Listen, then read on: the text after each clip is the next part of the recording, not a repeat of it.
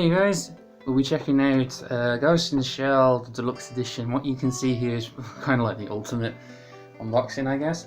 But I have two here side by side because my brother also does like to buy anime from time to time, and he's a huge fan of the Ghost in the Shell, so I have his set on the left and mine on the right. The reason why I got these two here is because the info sheet, it's attached to the back of the box with glue dots. However, getting them off was a bit of a story, really. Luckily, we've managed to get the majority of the residue off, but unfortunately it has left a few scuffs, but obviously probably doesn't show up on the camera very well. But it did leave some residue on the box. You can probably make out that scuff because of rubbing it and whatnot, but luckily he managed to get a majority of the residue off, but it did leave a few marks originally, and before he could get it off it did look rather bad actually. All he did was basically damp the box a little bit. We use saliva, you know, probably not the most sanitary thing, but you know, it's better than uncontrollably using a really damp cloth, because at least you have control over it as to how much you actually put on there. And she's a microfiber cloth, and luckily it managed to come off rather well. But you obviously don't want to be damping your artwork too much, because you know you don't want to cause any damage to it.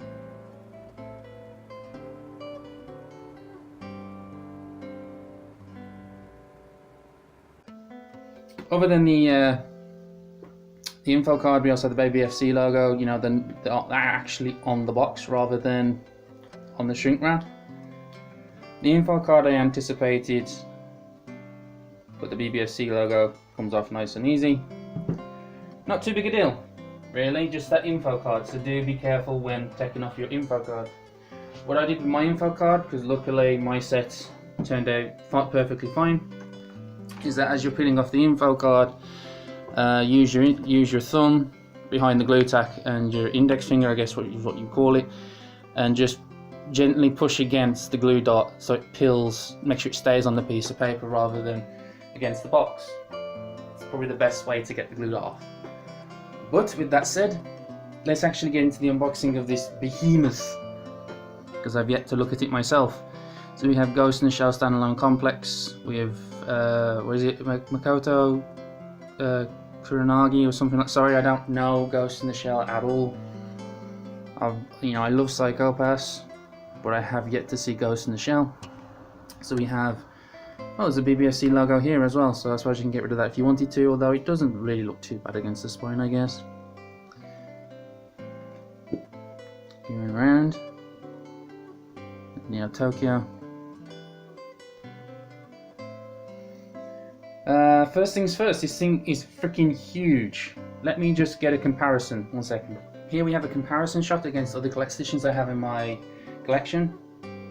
Starting off with Anime Limited collector's edition, then against MVM's collector's edition, and then finally against Anime Limited's Ultimate editions. So as you can see, this thing is marginally bigger. Stupendously bigger. This thing will be going on top of my shelf next to the Ultimate editions. I'm actually curious if I'm going to have any overhang. I'm probably going to have some overhang for a change, but this thing is freaking huge and it has a fair amount of weight to it, so those that are concerned about shelf space, yes, this thing is a behemoth and I can understand your concern. Even I didn't expect this to be this big. So there's our comparison. So without further ado, let's crack into this thing. So one thing that was brought to my attention not long ago was the actual durability of the box. Now, it isn't cheap, but it is flimsy chipboard. You know, it's not a cardboard sleeve by any means, it is chipboard, but as you can see, someone did bring to my attention it was flimsy, and it is indeed a thin, flimsy sleeve.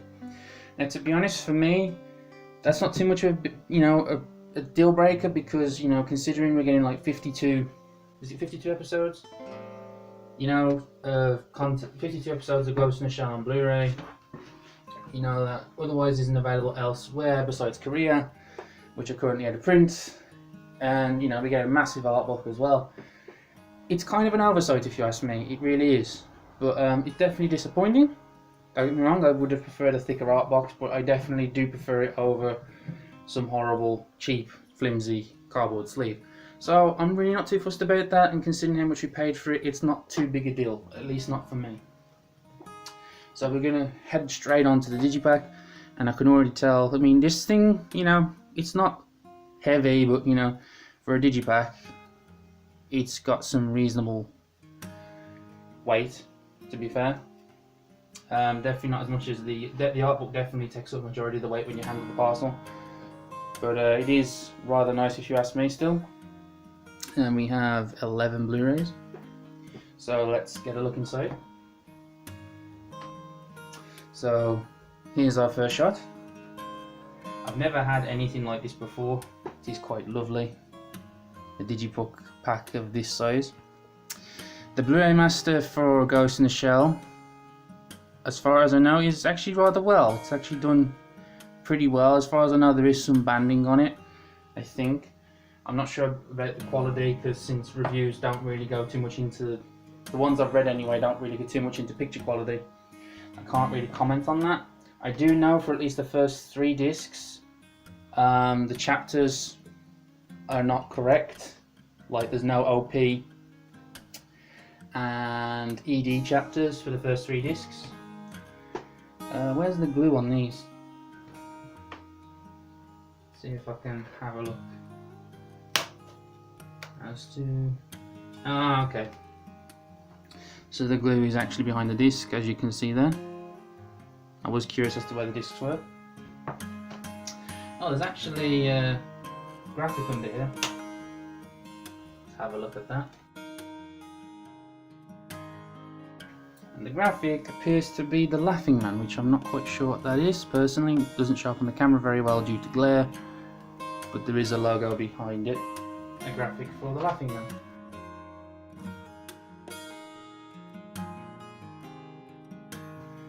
Goes Psychopaths. So once again, just for the disc art, and that's part 1. Sorry, that's season 1, should I say? But you know, part 1 to the what's the name? So here's the second part. So this is for second gig. Let's go around the discs. Okay, so what do we have a graphic behind here?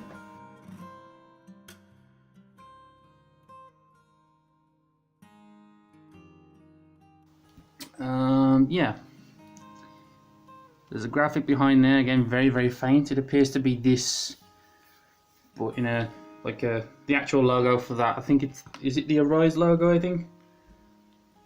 So I don't know Ghost in the Shell, but it's pretty much this, but what would you call it? Grayscale, transparent, I don't know. It's basically grey on black.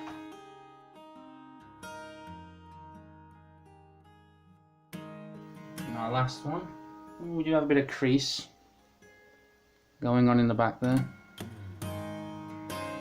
Bit unfortunate. Our last screen. And this is the OVAs.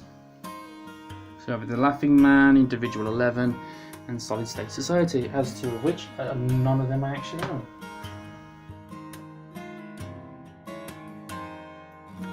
That's why that expensive it was. So another graphic, and I'm not even sure what this is.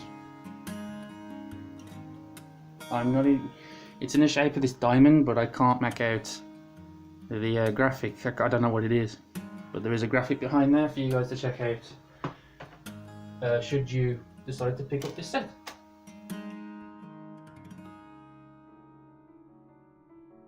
So that's all our discs that come included in this deluxe edition. So last but certainly not least is our access booklet. It is paperback. I know some people were like a bit disappointed it wasn't hardback, but you know, I think it's reasonable, you know. Hardback would be nice, but considering how much this package already costs, which some people can't justify personally, I think it's perfectly fine for the the product that it is. You know, I mean, we've never had Ghost in the Shell on Blu-ray before, and if you're to buy Ghost in the Shell on DVD in the UK, you are looking at about 40 quid anyway. So to have some extra content, trying to find a contents page. Here we go. So to have some extra content, and for it to be on Blu-ray for honestly about, you know, £60 more or so, not to mention including the extra OVAs and stuff like that, really isn't a bad parcel to consider picking up. Although for you guys out there that are obviously looking at importing this set, it may be marginally expensive due to shipping, as well as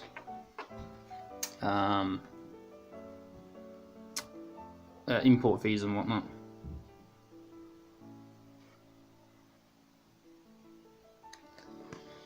So this thing is an extensive, I'm not gonna get too much into it.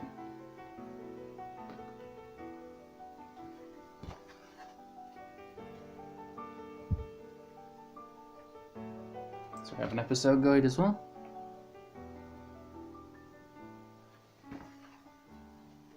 This thing is huge.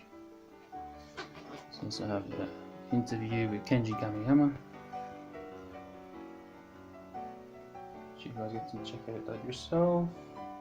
And we also have a gallery in the back. Always like it when the art books include a gallery.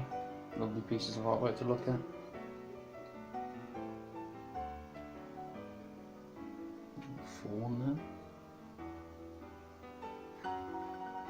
I know I'm not doing the best job showcasing this, but it's a freaking huge book.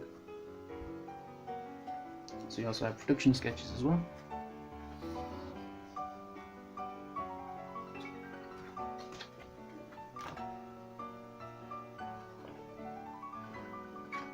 Here we have our credits. Ooh.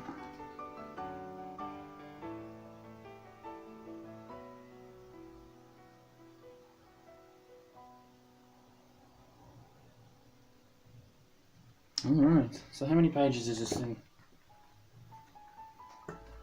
134, I think. 134, 135, 136. So that's our Ghost in the Shell release here in the UK. I know it's very favourable considering the US had the Anchor Bay release, which was horrendous for its quality in terms of, I think it's subtitles. I can't remember what it was with Anchor Bay. They did the release that really wasn't worthy of the namesake that Ghost in the Shell was printed on, so to say, and everyone decided to gun for the Korean release.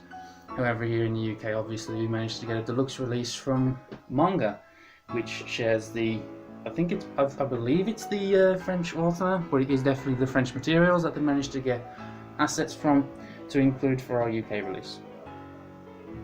So there we have it. Our UK Ghost in the Shell Blu-ray release deluxe edition. Very nice, very pretty. I've never seen Ghost in the Shell before. Never been a better time to get into it, really. With Blu-ray, now I have no excuse.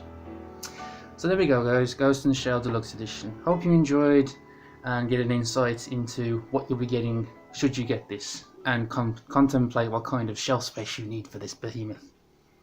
So I hope you enjoyed, guys, and as always, take care. Have fun.